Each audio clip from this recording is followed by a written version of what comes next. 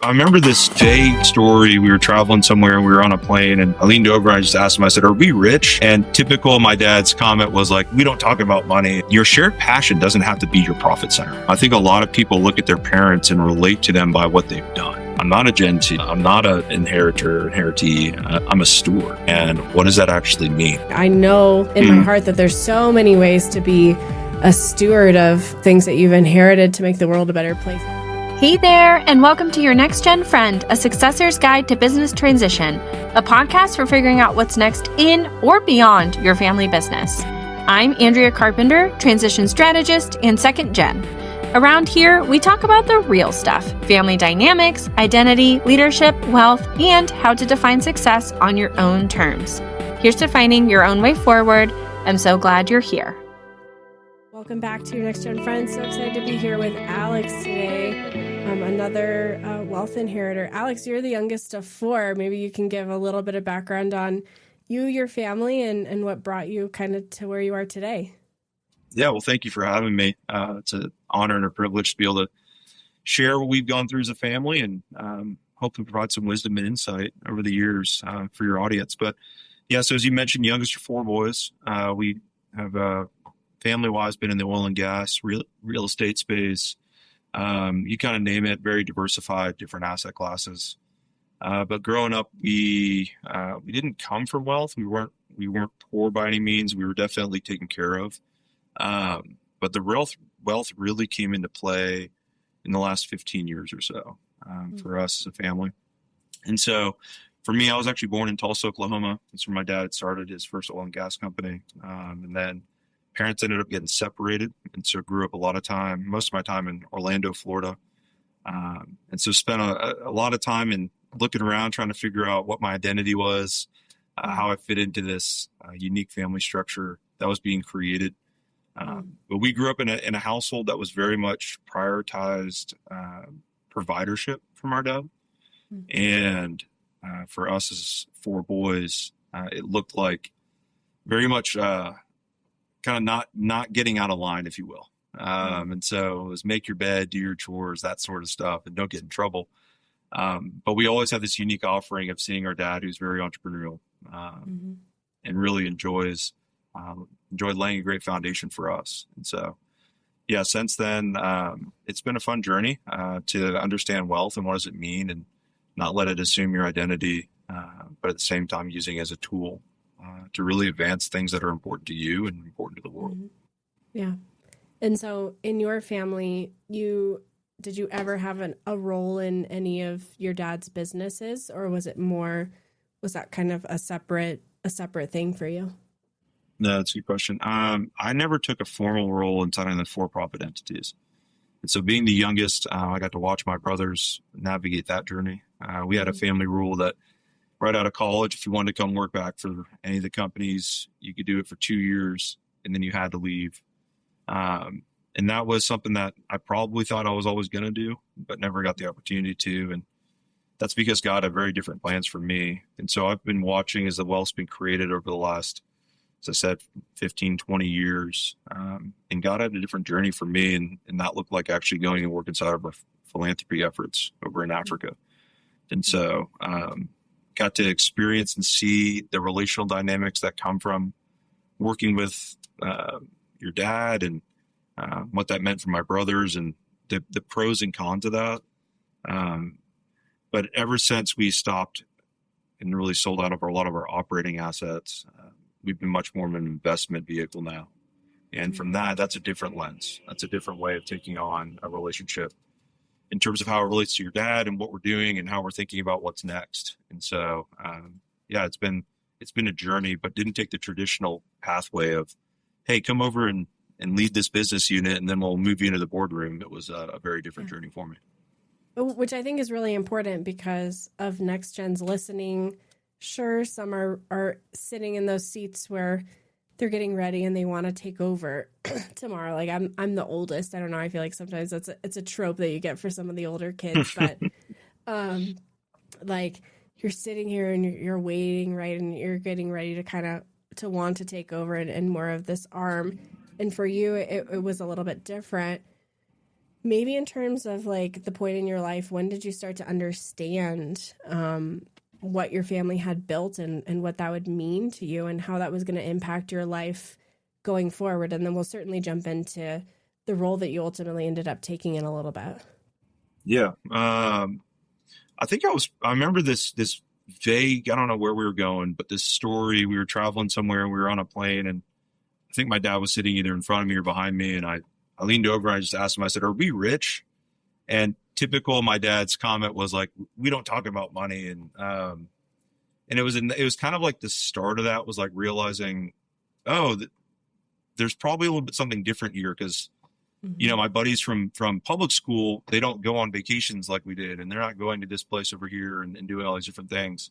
And so my understanding of the wealth, if you will, was probably more out of experience than it was being sat down and being told like, here's how much everything's worth. But at the same time, it really clicked in my mind, I think, when I want to say 15 or 16, that there was a significant business unit that was very successful, but it didn't really push me to start thinking or treating people differently, because of how I went through high school and what I grew up in.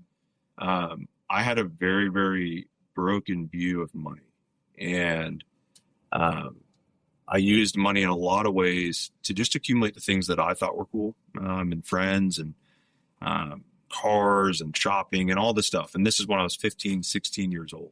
And so I went through this really weird, almost like the 40-year-old crisis, if you will, midlife crisis at 16. And it was like, here's anything and everything you could want. And it was just funny because it was like, it was never enough. And so it was constantly the next car or the next party or the next thing to go to. But I do think God was using that season of my life very intentionally, because at that point in time, the wealth was significant, but nowhere to the level it is today. And I think he took that time to show me like, hey, it doesn't matter about commas and zeros. What really matters is like doing things that are really important with people who really matter. And ultimately, that's what I get to serve in and do today. So it was a fun early stage of life for me in that regard. Looking back on that season, everything is easy in retrospect, right? But if someone was going through this with one of their children, or I think about this a lot now that I have young children, I hear it a lot.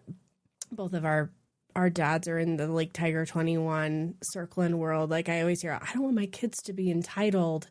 And most of the next gens that I meet, they're actually not entitled, but there are lessons that you need to learn, things you need to work through, things that might be different about your life and what that looks like and what that means and how you show up that's different from your peers. And that is really hard, especially when you're at that age of 15 or 16. So do you have anything looking back on that that are lessons learned that you could share? Yeah, so I do. I don't know if they're 100% correct, but what I'll share is what my wife and I now really prescribe to. So we've got a 6-year-old, a 5-year-old, and an 18-month-old. And there is definitely this, I don't want to say fear. I think people cast the word fear often in ways that it shouldn't be used. Fear about, if they get raised surrounded by wealth, what's that going to mean for them? I think if that's the case, you need to start with your heart issue, because that probably means you have the wrong view of money. Because if God's going to give you something, if you've been blessed to receive and be the steward, you've got to understand that is for good. And so how you choose to use that is really important, and that directly correlates to how you're going to raise your kids. And so as we think about it for my wife and I, it is this constant, again, I don't want to use the word fear. It's this constant reminder of like, what are we comfortable with for our kids to make sure they actually understand what the world is really like? Because what money can do when you're raising kids is put you into a very, very close-knit, highly protected bubble where everything is easy, where comfort becomes the prioritization, where efficiency is what you're demanding. And the reality is that's not the world. That's not how the majority of the population lives. And if you grow up in that and then you get released into the world, well, you're going to go out and you're probably going to use money to get back to that level of comfort. And all of a sudden, you got to really assess, is that the right pathway? Is that the right thing we're supposed to be doing? And so as I think about how we raise our kids, and for me in my own journey, I wish probably like most that someone that's really taken the time and energy to lean in and be like, hey, these are going to be the big challenges you're going to experience in life. And, from prioritizing, self-interest to really understanding people are going to treat you differently because they perceive you as having money. And, just because of that, you shouldn't put yourself in isolation. It's easy to just become really isolated when you can get and do whatever you want to do. Yeah. But again, at the end of the day, we're designed for community. We're designed to be in a relationship with people. And so for our kids, we take an intentional step and we really ask the question, we want to protect their safety. We're never going to put them in unsecure things, but we're okay with making them uncomfortable. And we have to be willing to do that. Because if not, they're probably not going to have a healthy view of the world, a healthy view of money. And in turn, it's going to probably lead to the same dead end that we spend so much time trying to figure out how to protect against. Mm-hmm. Yeah. No, I appreciate that perspective. Just, it's crazy to think my kids are going to be Gen 3 in our world. And that's a different experience than Generation 2 as well. But also, I love, you've used the word steward a couple times. Just, that's such a great word to kind of encompass really what I think we can do with the gifts that we've been given, and really how we kind of take that. So I think you said around 15 years ago, there was kind of this bigger liquidity event, right? And things kind of spiraled and changed. Can you just take us to that point in time and where things really were and how between you and your dad and your brothers, it kind of sorted out who was going to be doing what roles and what that looks like for your family? Yeah. That was, let's see here. That was a very interesting season for us. And what I will say too, to those that are listening is the reality is it's never really complete. Because again, we're not dealing with binary things here. We're dealing with people. And so as it relates to my dad, my dad and I had a very fractured relationship because of my parents' divorce. And so I was growing up in Orlando, as I mentioned. That's where all the boys were with my mom. And he would come back on Thursday night to Orlando, see us, and then fly back on Sunday back to Fort Worth where really his businesses were. And so there was this weird dynamic of okay, who are you? How do I relate to you? I don't want to make you mad when you're here because I only get so much time with you. But there was this competition too between the brothers. And I don't want to say it was unhealthy, and it was definitely unspoken. But at the end of the day, it definitely did not set my dad and I up for a great long-term relationship, a deep relationship is what I should say.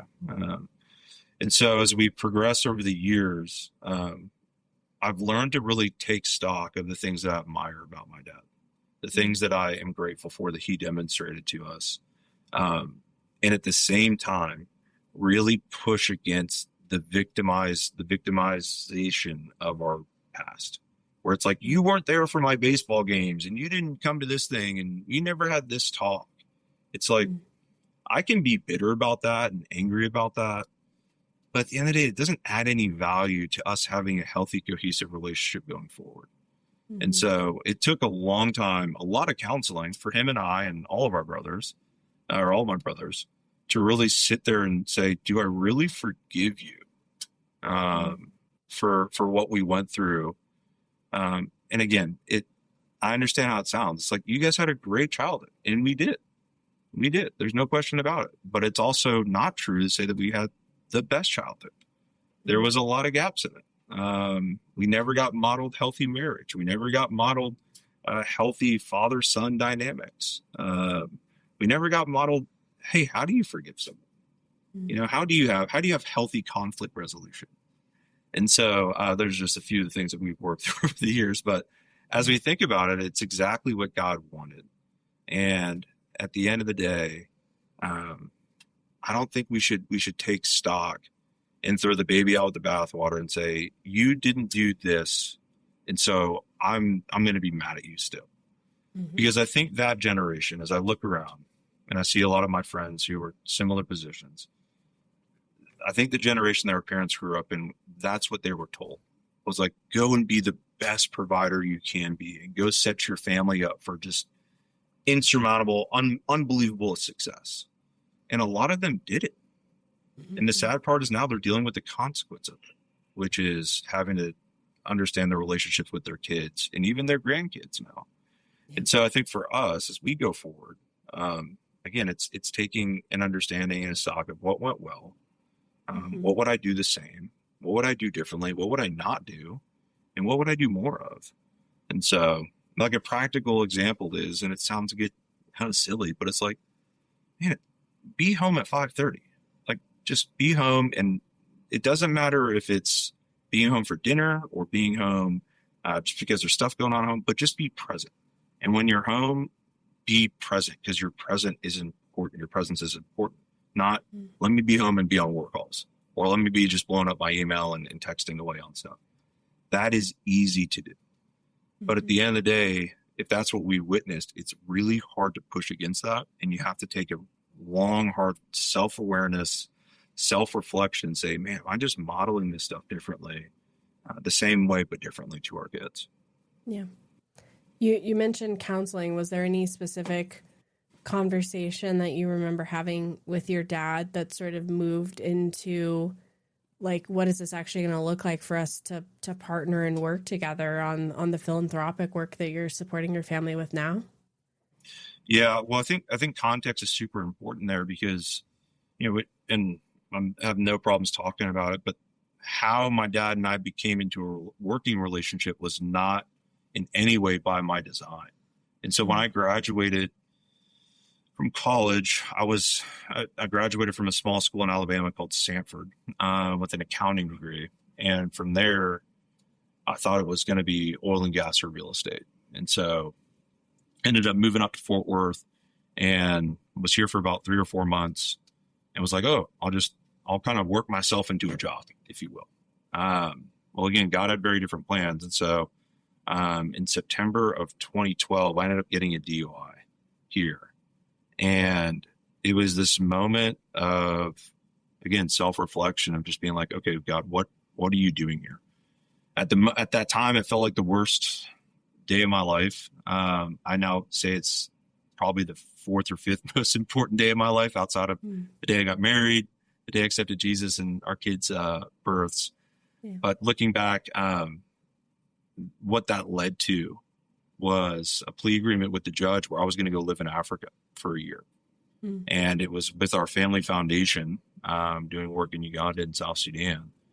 And so I went from this self-perception and this reality to a degree of pretty much the world is your oyster. You can do whatever you want. You've got resources, to living in a mud hut, limited power, no water, no friends, no Facebook.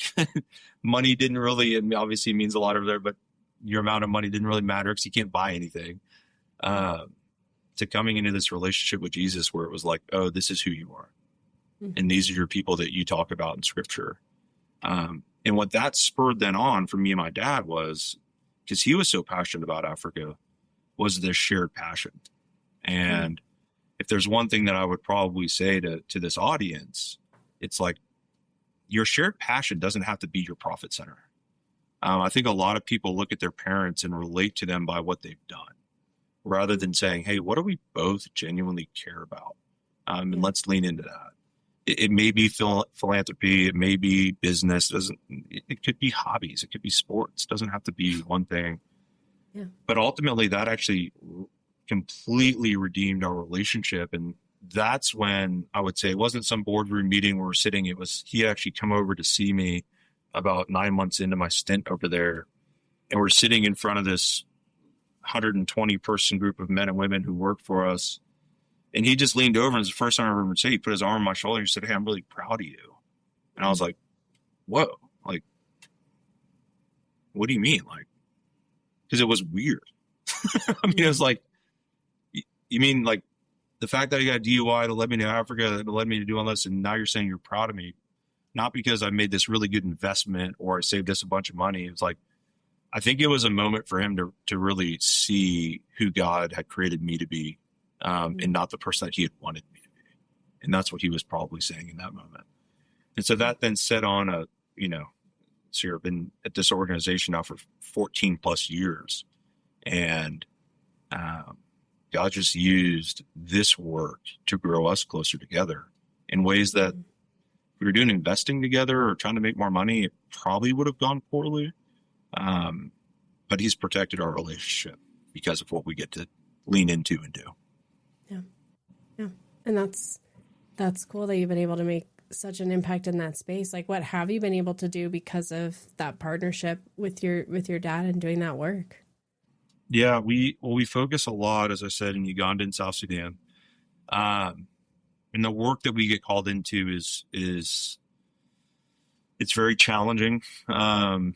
We focus on leadership development. So we look at these countries and say, we know that water is a big issue. We know that food insecurity is a big issue.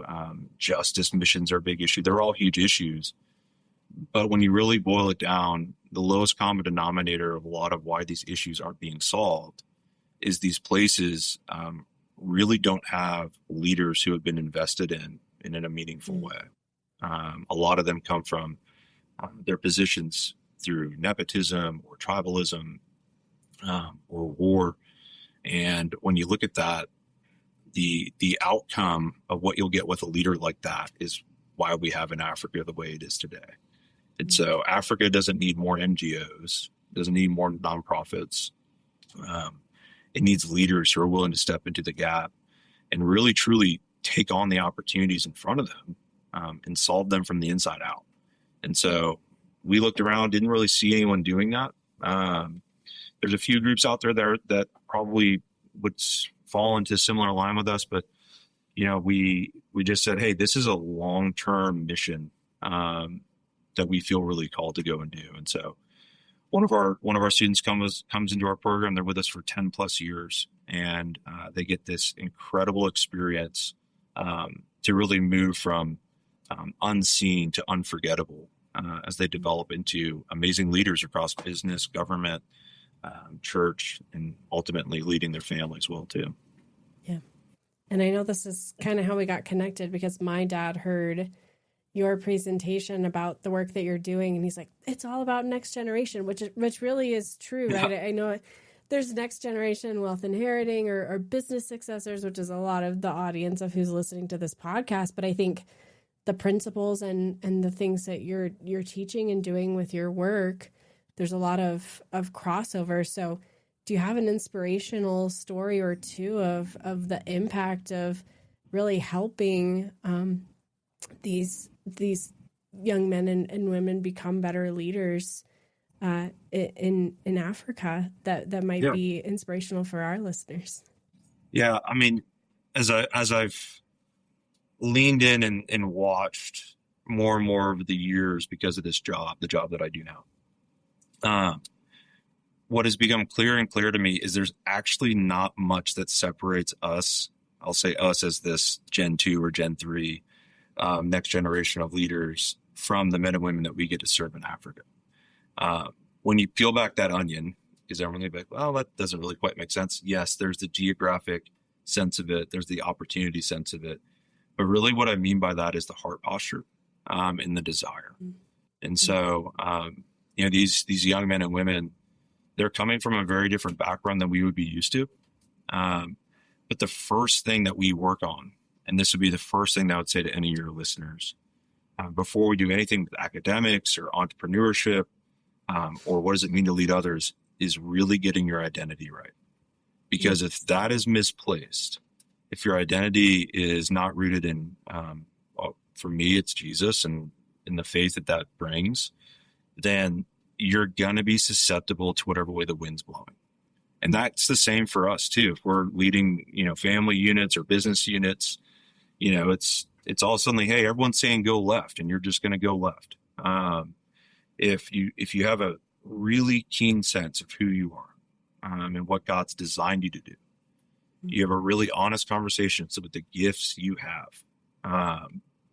then you can start building on that. But at the end of the day, for the men and women that we work with, that's usually not, I don't want to say easier, but it's easier because they don't grow up in the environment we do, where we're taught from a very early age that money is who you are and it identifies you. And their whole motivation is they can change a country. And so for South Sudan, for example, the country got its independence in 2011. And one of our students is helping redraft the Constitution now. And he's 30. And you're just like, what? Like, it's our 250th anniversary for America this year. And you think about it, like, we're 7, 8, 9 generations, 10 generations removed from that sort of stuff that was going on. And so they get this amazing opportunity to script out, not just the future for themselves, but really shaping a country, which is so cool. Because we don't get that opportunity, obviously, usually ever in some of our lives, or very often. But yeah, so it starts with identity for them. And then we move into leading yourself, leading others. And then we really want to unlock, like, are you a problem solver? And that's what we do through entrepreneurship. And all of a sudden you just see these amazing ideas start coming out of these young men and women that have never been given the chance. And when I say young, the ages I'm referring to are 17, 18 is when they come in. Usually they're exiting this program when they're 26, 27, 28. But all of a sudden, it's the same opportunity that we have. Like, the world is their oyster. Yes, they're going to have different challenges, but they're already changing massive system level things that a typical nonprofit couldn't go and do. Yeah, that's cool. Because you're empowering the people, not trying to go into the system and change the system on behalf of the people. Just like train the people and empower them to be able to do that, which I love. Yeah, that's super cool. For sure.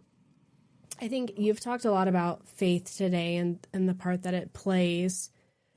Is there any tension for you between your faith and stewardship and ownership and inheritance of wealth? And how does that show up for you? And what are ways that you think about that? Yeah, well, I think, again, depending on where you're coming from your perspective on faith, the Bible is actually really clear on inheritance. And for some that probably some of your listeners, they would love this, but others they wouldn't. I mean, you go back to Old Testament times, it was always the firstborn would get everything. It seemed like that was a little bit simpler back in the day. Mm-hmm. But yeah, you mentioned it earlier, that word stewardship. I think that's probably where I would want to spend my time thinking about how you just articulated that, because again, it's a word that we say a lot, but we don't really know the genesis of it. And when we think about, if you have a perspective of stewardship, right, and not, I'm an inheritor, or I'm a Gen 2 even. Stewardship is you get to co-manage the resources you've been given with God. And at the end of the day, there's no higher calling, in my opinion, for a professional setting to have to feel that responsibility in that way. And so as much as we want to identify with, a trust fund kid, or your dad was just successful, it's like nowadays when people bring that stuff up to me, I actually kind of try to flip it. I'm like, no. Like, I've got this amazing opportunity to co-steward resources with God. And all of a sudden that changes the entire perspective of how someone maybe engages with me and talks to me. Because it does. And it should have a different meaning to it than just, you've got a bunch of money in your bank account and you didn't really do much to earn that. It's like, well, maybe I did, maybe I didn't. But at the end of the day, it's reality. And at the same time, I have a weight and a responsibility that's much higher than my dad. That's much higher than someone else. The authority is significantly more than them. And so I would really start with that, with encouraging people to say, hey, I'm not a Gen 2. I'm not a inheritee. I'm a steward. And what does that actually mean? How do I think about what's been given to me through that lens? Because it should change your perspective. It shouldn't, your perspective shouldn't be the same. Yeah. And I think your story is really inspiring with the nonprofit, but then also I can imagine a next gen or a Gen 2, right, is sitting here and they're like, okay, I'm not a Gen 2, I'm a steward.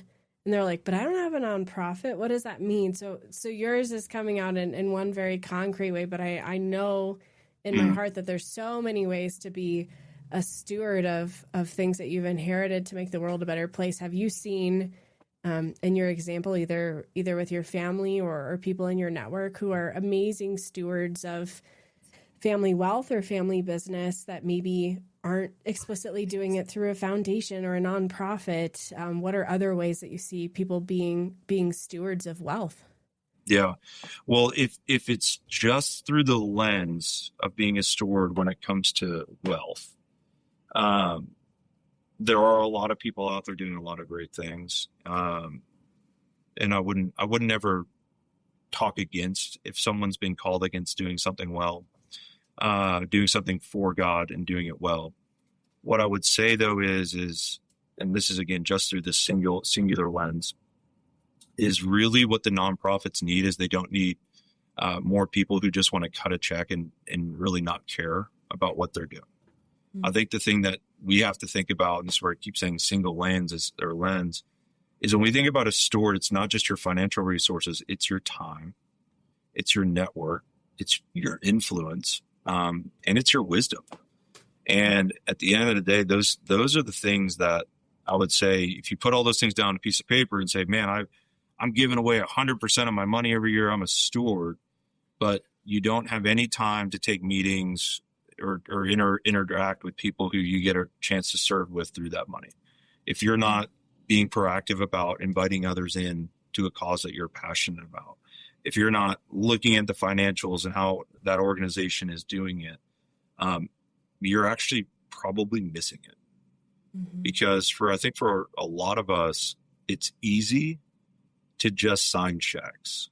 And it's easy to be like, oh, we can go and just do this big thing over here and change it all. Yeah.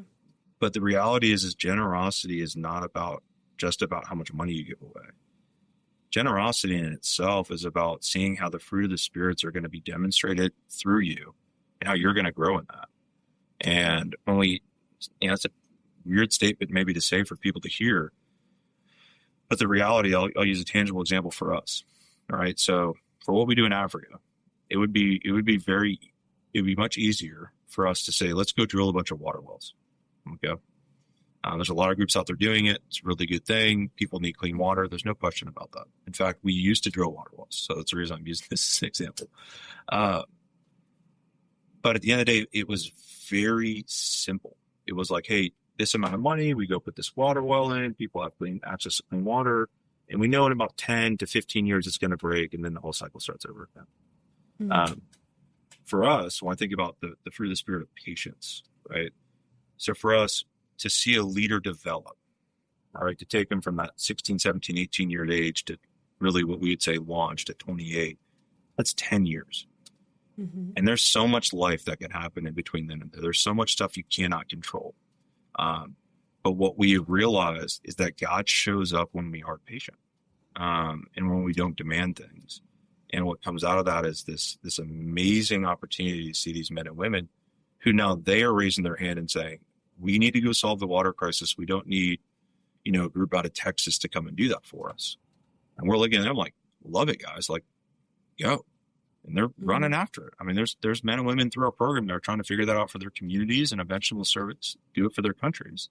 And so what I mean by that is we have to understand that it's not just about the money. It really is about the other ways that God wants to grow us through being a steward, because it's easy just to sign a check. Yeah, I love that. So kind of 5 things, basically, money being one of them, but then the time, your network and influence, and also the wisdom that you can provide. I think that, I love that framework and thinking about how it all ties together. I was like, I don't know why, but the thing that came to me, I remember in high school, right, I'm just starting to learn about my family's wealth. And that was when I started doing blood donations at the blood bank. And it was so silly. Like I was like every 12 weeks or whatever, when I was allowed to donate again, I always went in and someone asked me once, they were like, why did you do that? And I was like, I don't know.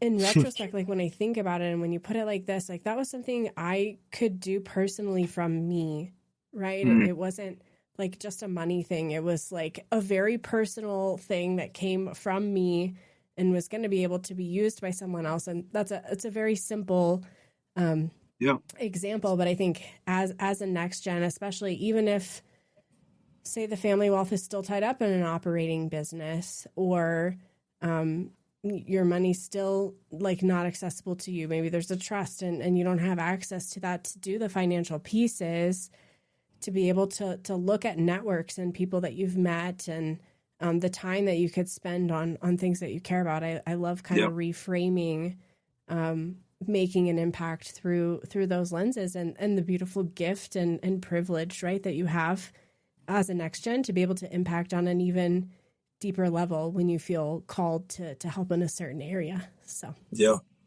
Well, I would just add to what you said. It's like, if the example of like maybe the money isn't available to you yet. Okay. Well, then instead of, again, maybe resenting that or being bitter about that or frustrated about that, be asking yourself, okay, when that happens, who do I want to be? Like, what are the things that I could be doing today to set me up where this event happens and it doesn't change who I am? Because that's often the case. It's like, oh my gosh, I just got inherited a bunch of money and now I can change everything. It's like, well, if that's the case, it goes back to the identity part. It's like your identity was rooted in something that you were just waiting for, and you really aren't the person that you were probably designed to be if you just needed more money to be that, because that's not how we see the scripture. So yeah, I don't know if that helps or not, but that was just a thought as you were thinking through that. No, I love that. That's great. A great thought process too. Just really, where are you going? What's the impact you want to make? That ties into some of the work that we do, which is, what is your next adventure? A lot of times the next adventure it's like feeling fulfilled, right? And knowing what you're doing. And we talk about that in the context of the owner, but also as a successor, whether you decide to come in to an operating business or to come into some other portion of it, or to choose to not engage. What does that mean? And why are you doing that? And what's your conviction behind that? And all of it. I think it's really important. So yeah, I appreciate you bringing that up. Yeah, absolutely. To kind of bring us to put a little bit of a bow on it. If you were sitting across from a next gen today who is grappling with some of the things that you were wrestling with 15, 20 years ago, what advice would you give them to kind of something that they could do this week, maybe to start on this journey? Oof. Yeah, that's